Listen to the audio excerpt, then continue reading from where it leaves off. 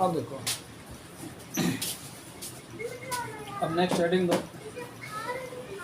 इसके बाद क्या था जी, मुक्त इलेक्ट्रॉन था और वो चालक के साथ था। इसके बाद क्या था जो बनाया था उसमें, धारिता, धारिता कैपेसिटेंस,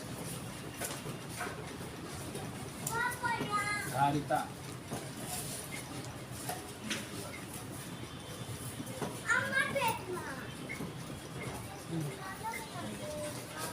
सुनो ध्यान से हमारी बात, देखो क्या करा।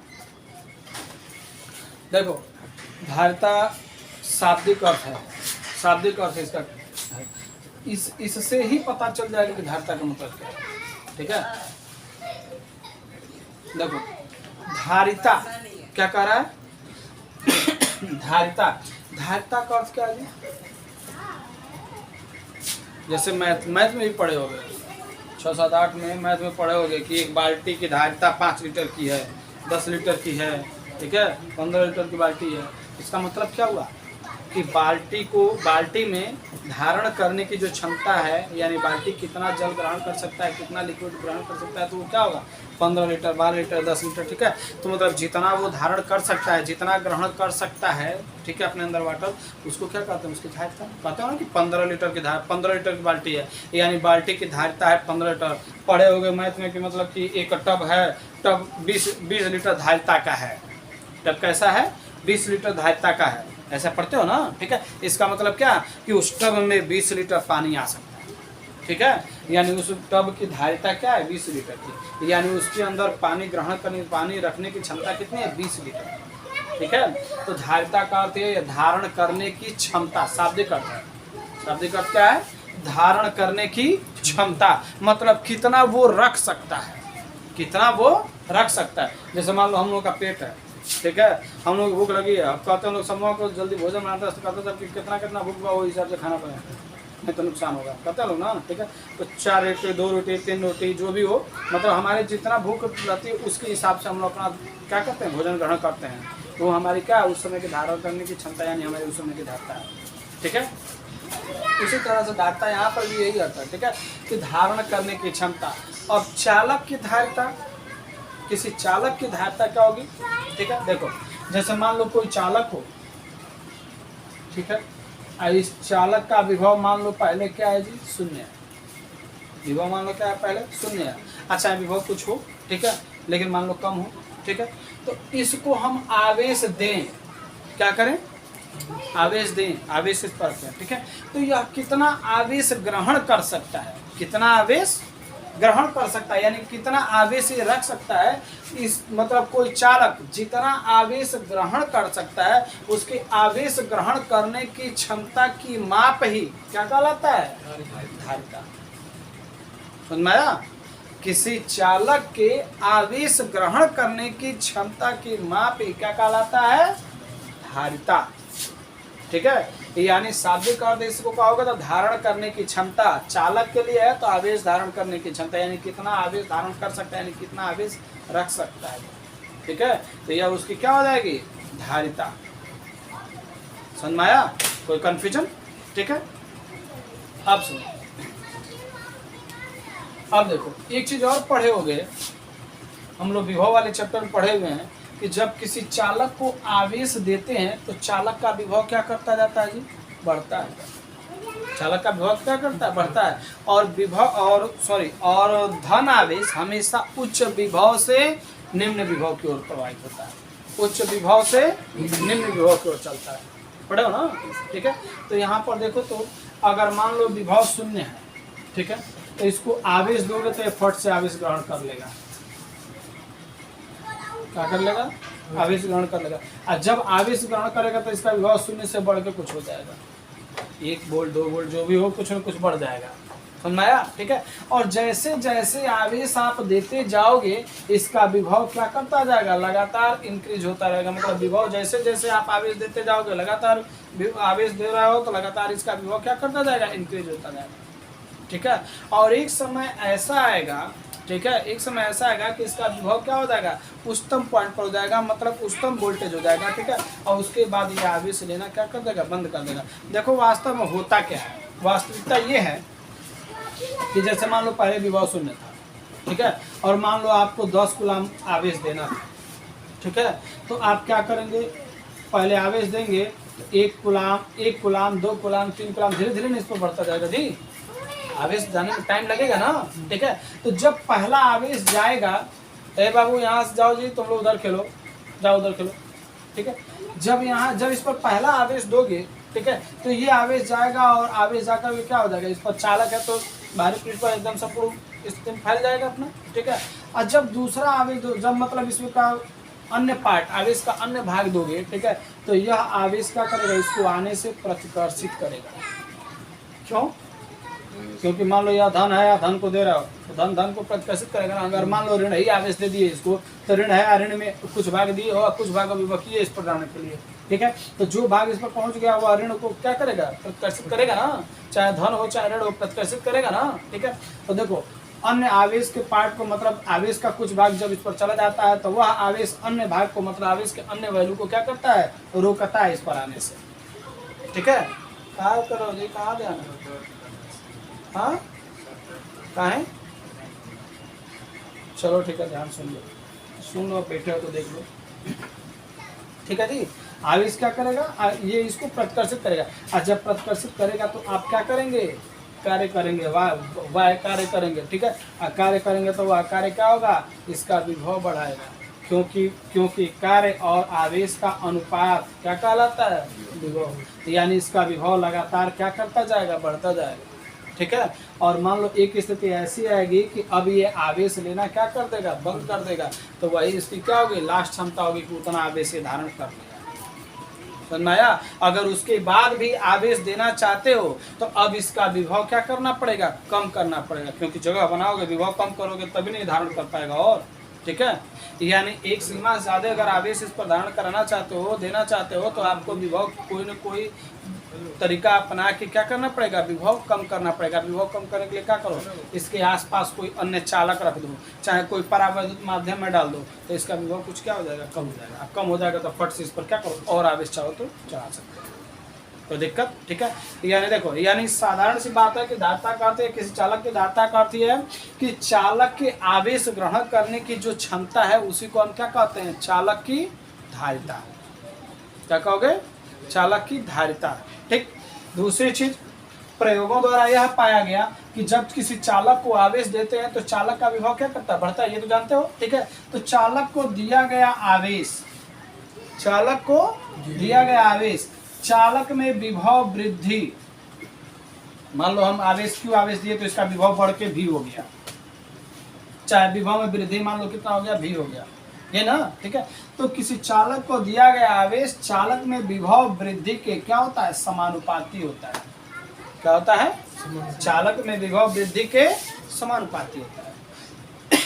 कोई कंफ्यूजन, ठीक है। यानी क्यू आवेश देने पर अगर विभव वृद्धि भी का हुआ हो तो क्यू समानुपाती भी होगा, क्यू प्रोपोर्शनल टू भी होगा ना जी, डायरेक्टली प्रोपोर्शनल टू भी। अब देखो यहाँ से क्यू बराबर लगाएंगे, समानुपाती का चिन्ह हटाए तो बराबर लगाएंगे, और कोई न कोई क्या करते हैं, नियतांक लगाते हैं, तो यहाँ पर नियतांक लगाते हैं क्या, C इंटू B, ठीक है। अब इसी को C बराबर यहाँ से C से निकालोगे तो क्या आएगा जी, Q बाई, कोई कंफ्यूजन, ठीक है। यह जो C है, ठीक है, यही C, ठीक है, क्या है, समानुपाती नियतांक है, जिसे चालक की धारिता कहते हैं। क्या कहते हैं, चालक की धारिता, ठीक है। इसका मान चालक की प्रकृति पर निर्भर करता है कि चालक किस तरह का धारण करने वाला है, ज़्यादा आवेश ग्रहण करने वाला है कि नहीं है, कैसा है, ठीक है। चालक की पदार्थ की प्रकृति पर निर्भर करेगा। दूसरी चीज़ कि इसके आसपास का, ठीक है, माध्यम कैसा है, माध्यम पर भी डिपेंड करता है। अगर माध्यम चेंज कर दोगे, ठीक है, तो इसका धारिता क्या कर जाएगा, चेंज कर जाएगा, ठीक है, माध्यम पर भी निर्भर करता है। दूसरी चीज कि इसके आसपास अन्य चालकों की उपस्थिति पर भी निर्भर करता है। कौन, धारिता, चालक की धारिता क्या करती है, देखो धारिता का सी क्या है जी, एक समानुपाती नियतांक है जिसे चालक की धारिता कहते हैं। ठीक है, इसका मान चालक की प्रकृति पर, आसपास के माध्यम पर कि माध्यम कैसा है, किस माध्यम में ये हो रहा है। ठीक है, दूसरी चीज कि इसके आसपास जो चालक होंगे उनकी उपस्थिति पर भी निर्भर करेगा। अगर आसपास कोई चालक उपस्थित करा दो तो इसका विभव कम हो जाता है और ये धारण करने की क्षमता बढ़ जाती है। जैसे होता है ना कि अगर मान लो अपने अकेले अगर भोजन करे खोके, मान लो निकाल कर करे अकेले अपने खाए खोके, ठीक है, तो ले आओ थरिया हो के बाद दो तक ले आओ के बाद निकाला अपने हाथ है बैठ के खा।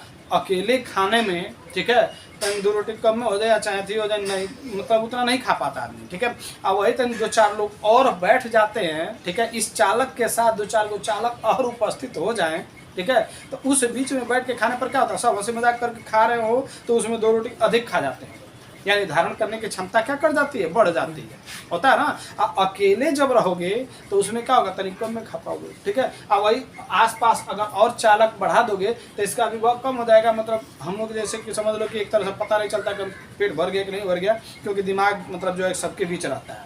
ठीक है, तो हमारा धारिता क्या कर जाता है, बढ़ जाता है, उस समय हम भोजन ज़्यादा कर लेते हैं। होता है ना, मतलब हमारे धारण करने की क्षमता कुछ बढ़ जाती है। उसी तरह सेम यहाँ पर भी है। ठीक है, कि अगर आसपास कोई चालक आप उपस्थित करा देते हो, ठीक है, तो उसके कारण इसका विभव कम हो जाता है, यानी इसकी धारिता क्या कर जाएगी, बढ़ जाएगी। कोई कन्फ्यूजन? इसीलिए धारिता क्या करती है, आसपास के माध्यम पर, उसके बाद से इस पर उपस्थित चालकों पर और इसकी प्रकृति पर निर्भर करता है। कोई कन्फ्यूजन किसी को? क्लियर है, समझा दी? ठीक है, चलो इतना पहले लिखो। अब सुनो, देखो, अब देखो, ये तो धारण करने की क्षमता शाब्दिक अर्थ से डिफिनेशन लिखे हो।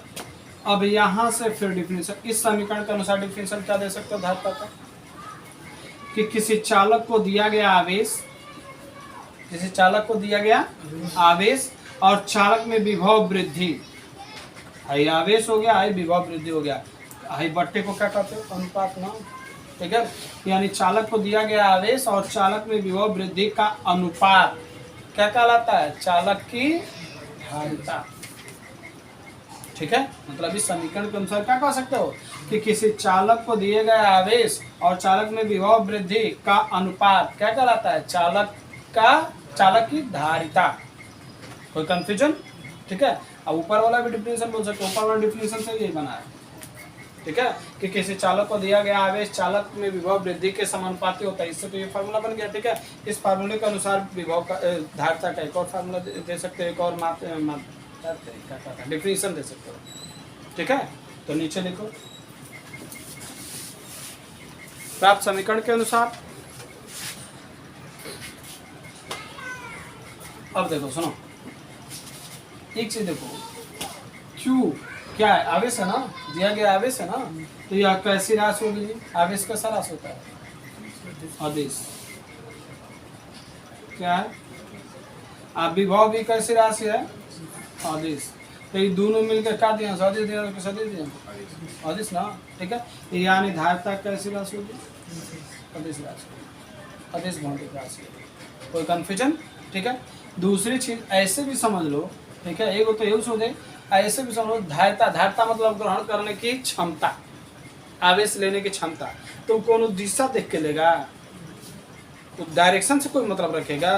धारण, अब मान लो हमारा भूख 4 रोटी का है, तब दिशा देख के हे दिशा से तो 4 रोटी खाए, हे दिशा से तो 3 रोटी खाए, ऐसा कुछ नहीं होता है। ठीक है, तो इसमें डायरेक्शन का कहीं कोई मतलब है। ठीक है, यानी धारण करने की जो क्षमता है उसके अनुसार इसमें डायरेक्शन का कोई मतलब नहीं है। ठीक है, यानी ऐसे भी धारिता क्या हो जाएगी, सदिश राशि। अगर इसे शाब्दिक रूप में समझना चाहो तो इस तरह से भी देख सकते हो कि धारिता कैसी राशि होगी, सदिश राशि। यहाँ से भी वही दिख रहा है। ठीक, यानी धारिता कैसी राशि होगी, सदिश राशि। दूसरी चीज, इसका मात्रक देखो, सूत्र से बना मात्रक, तो C बराबर Q बाई V, तो Q का मात्रक कूलाम होगा। अब बट्टे को क्या कहते हो, प्रति। हाई क्या होगा जी, V का मात्रक, V मतलब विभव ना, विभव वृद्धि। ठीक है, यानी देखो क्या होगा, वोल्ट, यानी क्या होगा इसका मात्रक जी, कूलाम पर वोल्ट।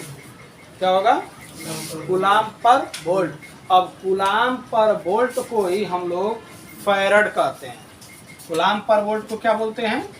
फैरड। क्या कहते हैं कूलाम पर वोल्ट को? फैरड। ठीक है, साइंटिस्ट का नाम है, हो चला साइंटिस्ट का नाम है। ठीक है, उसके नाम पर इसको रखा गया। ठीक है, कूलाम पर वोल्ट को क्या कह सकते हो? फैरड। एक चीज और देखो, यानी देखो, यानी एक कूलाम प्रति वोल्ट होगा तो एक फैरड। एक कूलाम पर वोल्ट होगा तो एक फैरड। ठीक है, अब देखो कभी कभी एक फैरड का डिफिनेशन भी पूछता है कि एक फैरड कितना को कहते हो। ठीक है, तो ये चीज ध्यान दो। यहाँ से देखो एक फैरड को कैसे डिफाइन कर सकते हो? एक कूलाम पर वोल्ट है ना, हाँ, एक कूलाम मतलब एक कूलाम आवेश, एक पर वोल्ट मतलब एक वोल्ट। यानी अगर किसी चालक को एक कूलाम आवेश देने पर उसमें विभव वृद्धि 1 वोल्ट का हो, ठीक है, तो उसकी धारिता कितनी कहलाएगी जी? 1 फैरड। यही से इसका डिफिनेशन बन जाएगा एक फैरड का, ये बन जाएगा। ठीक है, यानी धारिता का मात्रक कूलाम पर वोल्ट, जिसे हम क्या कहते हैं? फैरड। यानी एसआई मात्रक क्या होगा इसका? फैरड। किसका? धारिता का। धारिता का एसआई मात्रक क्या होगा? फैरड। ठीक है, अब एक फैरड का अगर डिफिनेशन पूछता है तो इसी से इसका फार्मूला, इसी से इसका डिफिनेशन निकल जाएगा। ठीक है, कि एक कूलाम प्रति वोल्ट, एक कूलाम मतलब एक कूलाम आवेश, पर वोल्ट पर या प्रति क्या होता है? एक ही होता है, यानी 1 वोल्ट। यानी अगर किसी चालक को 1 कूलाम आवेश देने पर विभव वृद्धि उसमें 1 वोल्ट का हो तो चालक की धारिता कितनी कहलाएगी? 1 फैरड। कोई कंफ्यूजन? समझ में मेरी बात? ठीक, क्लियर है जी? अब देखो ये हो जाएगा, पहले इतना कर लो तब आगे बताते हैं। ठीक है, इतना करो, लिखो जल्दी। क्लियर नहीं आता तो दिक्कत नहीं ना। अब देखो, अब इसके बाद इसका थोड़ा छोटा फैरड जो होता है बड़ा मात्रक है। ठीक है, तो इसके छोटे मात्रक होते हैं माइक्रो फैरड। क्या होता है? Micro farad. ठीक है, जिसको माइक्रो का संकेत ऐसे होता है या फैरड ये होगा। ठीक है, 1 माइक्रो फैरड बराबर होता है, माइक्रो में कितना होता है? 10⁻⁻⁶ होता है ना, तो वही चीज़ बस माइक्रो लगा दो, माइक्रो का मान रख दोगे, फैरड तो बट लेगा, यानी क्या हो जाएगा? 10⁻⁻⁶ फैरड। ठीक है, ये होगा। ठीक, 1 पिको फैरड,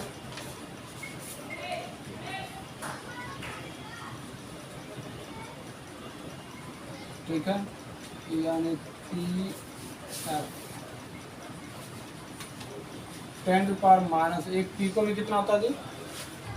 पहले लिख दिए, 10⁻12 होता है। ठीक है, -12 फैरड। ठीक है, पिको, फेम्टो, माइक्रो, ठीक है, ये सब चीज़ चलता है। ठीक है, फेम्टो में 10⁻15 होता है। ठीक, फिलहाल इतना लिख लो, या भी लिख लो नीचे, इसे भी लिख लो, जल्दी करो।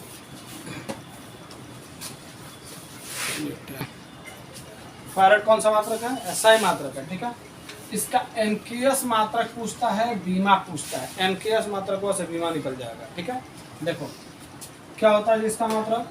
Coulomb volt. ठीक है जी, कूलाम पर वोल्ट यानी कूलाम बटे वोल्ट। ठीक है ना?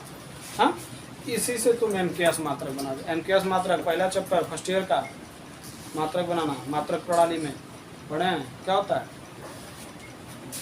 क्या करेंगे जी हम लोग? देखो, कूलाम को एमकेएस पद्धति में बदलो। क्या होता है? कई बार किए हो, कई बार हर जगह हर चैप्टर में बदलेगा। अभी पीछे वाले चैप्टर में भी किए होंगे। क्या होता है? हाँ, आईटी मतलब ampere second.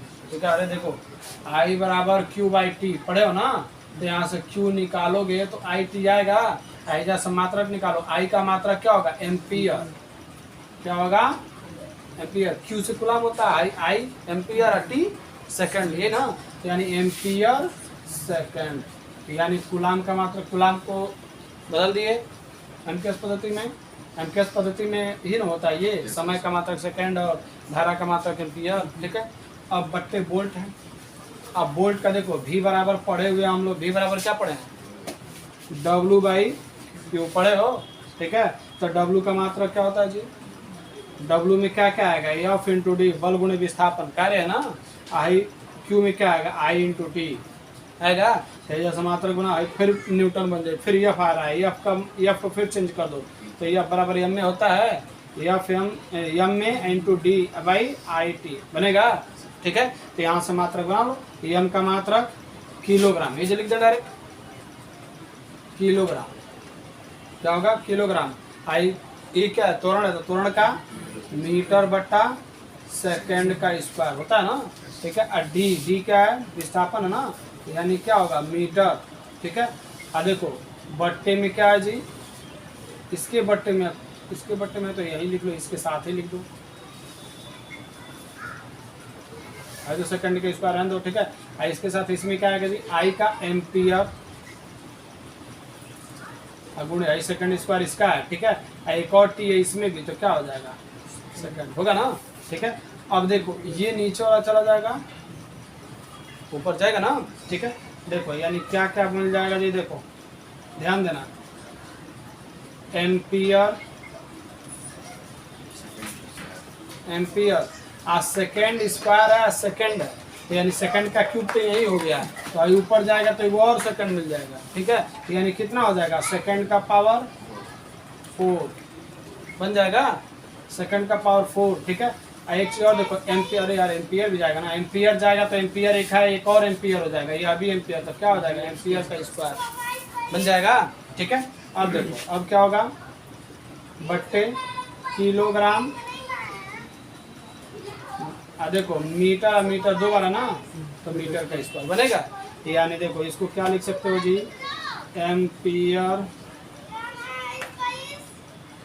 Ampere square second का पावर 4, अब प्रति, बट्टे को प्रति है किलोग्राम इंटू मीटर का स्क्वायर, बना लोगे, कितने लोग बना लोगे, क्या दिक्कत है, कूलाम पर वोल्ट है, कूलाम को बदल दो एम्पियर सेकंड।